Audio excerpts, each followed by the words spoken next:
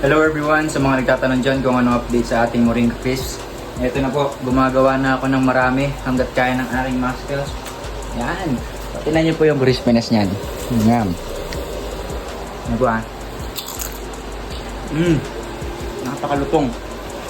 Ito pa. Yan, wala na sa ilalim. Yan. Ito, medyo malamig na to ah. Napakalutong. So bukod sa pagmamasa, yung pagpiprito po is mahirap din na process. Since kailangan ko siyang bantayan para ma-achieve yung ganong crispiness nung malunggay natin. And abangan niyo po siguro next week or next week. Naglalabas na tayo sa Yellow Basket.